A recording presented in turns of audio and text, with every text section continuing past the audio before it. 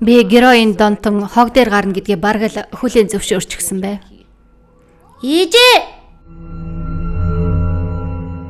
Миний нөхцөл байдал тийм л байв. Бүх зүйл утгагүй санагдаж байлаа. Тэр энд байгаа юм шиг байна. Би энийг хийж байхдаа юу ч бодоогүй. Ээжээ хаалгаа онгойлгож биднийг оруулал та. Таныг зүгээр байгаасыг хармаар байна. Та зүгээр үү? Ээжээ! Би хүүхдүүд маань наадхгүйгээр илүү дээр байх болов уу гэж бодсон. Гэхдээ тэд маань тэгж боддоггүй байсныг мэддэг байсан. Гуй! Та зүгээр үү? Онгойлгол доо. Би байдлыг хянаж чадахгүй болсон учраас ээжээсээ хүүхдүүд mig авч явахыг хүссэн. Оруулал та.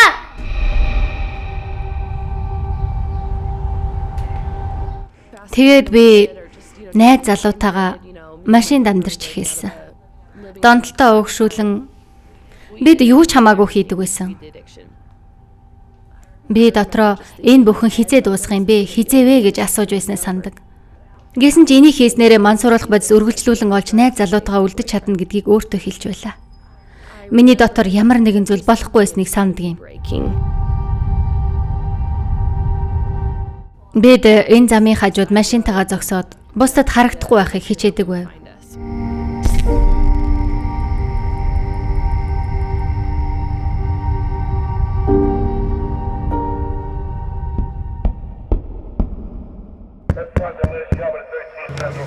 Энэ үед л бүх зүйл дуусныг ухаарав.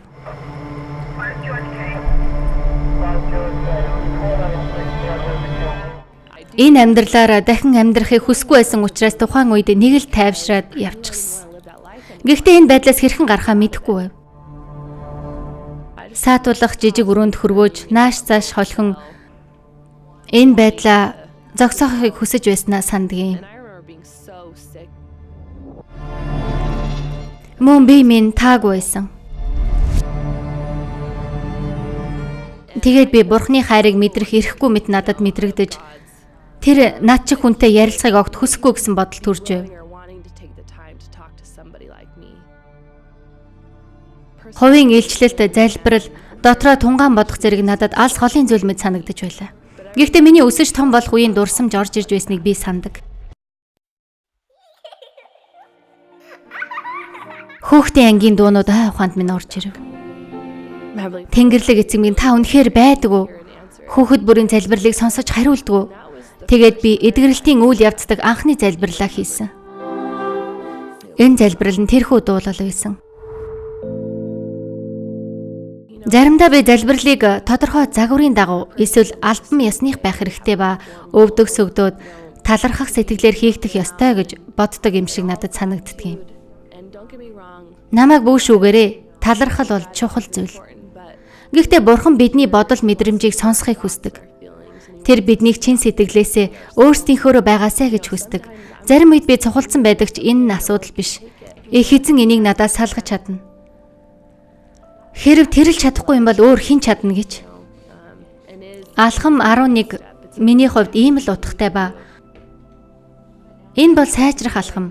Энэ л миний үргэлжлүүлэг хийх ёстой зүйл. Миний амьдралдаа өдөр бүр хэрэгжүүлэх алхам. Намайг асуудлаас минь гаргах зүйл бол энэ.